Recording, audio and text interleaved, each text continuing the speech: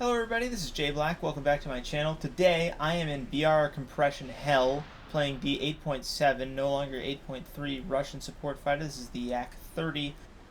Changing up the content format just a little bit here. Instead of having one game to showcase what we did in this plane, I've got a couple of different clips from a couple of different games.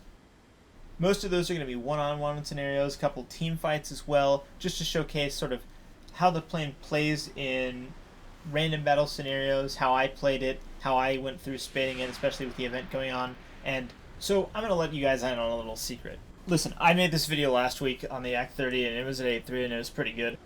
They moved it to 8.7 and now it's just kind of completely different. I don't know. I had a lot of fun when I was playing this when I first got into it. I saw a couple of my friends playing Yak-30 versus MiG-15. I was playing 8.3 squadron battles, and quite frankly, the Saab 105 is one of the most boring aircraft I've ever had to play. This was like a breath of fresh air, and I begged and pleaded to be allowed to play it in squadron battles, and I just wasn't, because it, quite frankly, is not good enough, or not as good as the MiG-15 BIS at doing, you know, the kind of things that you would need to be done. However, you know, my experience in random battles is that you fight things that are at your battle rating or below, like that F9F and this F80, and you just kind of do whatever you want. You'll beat them. It's very fun to fly. It's just very responsive.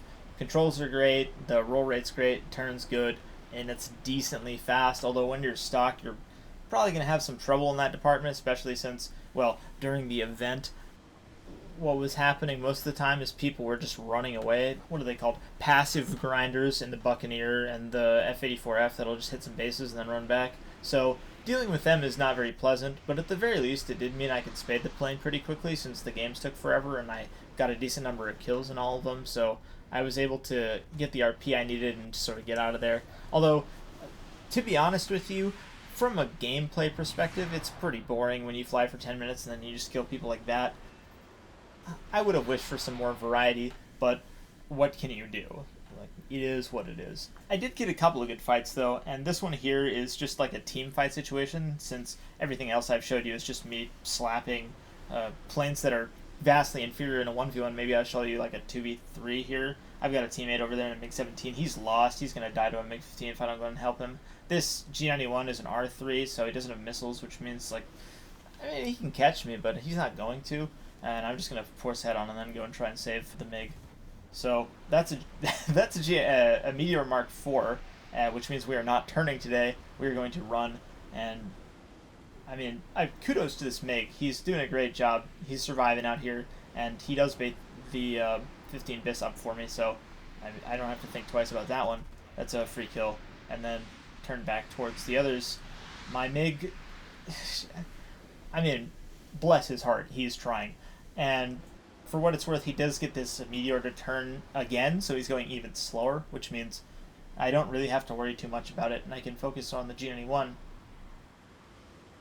Coming through here, just trying to take a shot on the Meteor, completely misjudged his low speed maneuverability and didn't pull lead in time.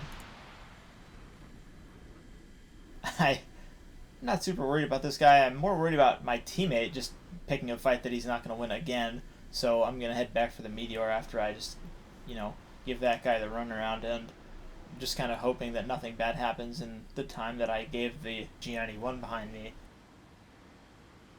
Coming in here on this Meteor, and oh god, I don't know why people force head-ons when they're going like 500 like that. In some situations maybe they get away with it. In most situations you just pre-fire the angle and then they fly into the bullets, and that guy's now down an engine. It's a good thing he has two, or else he would be completely out of the fight here. Just gonna dodge the Gina once again and then turn back over to this guy. This 3v2 as it started has turned into a much more favorable position for myself and the MiG, which means that my teammates have decided it's a great time to jump in and try and help. There's a MiG doing passes with S-24s and just getting very, very unlucky with them. I saw one poof there and another poof's coming just here in a minute. The G91 is just staying in the one position where I can completely ignore him and keep going for this. Yeah, do you see that? I feel like that kills in patches prior, but now I guess the explosive mass isn't enough on MiG-15s or 17s or anything else like the Su-7 to get reliable kills with those rockets. So the G91 R3 has done nothing all game and has been flying around super slow, and now he's just in front of me because, you know, I feel like I'm playing with one of the better low speed accelerations of any of the 8.3 to 8.7 stuff. Like the G91 should not be as slow as he is, but whatever. He does the G91 thing, finds his D key, and it's not enough. He loses his tail, and he's going to crash there. Just one final fight for the night here then.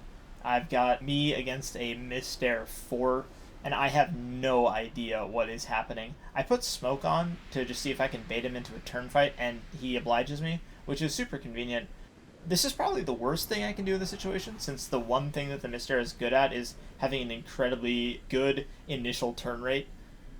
But I went for it anyway because I feel like once I get to low speed, the Yak-30 is just going to stomp all over him. So I'm just baiting him up and just praying I didn't make the hugest mistake of this game.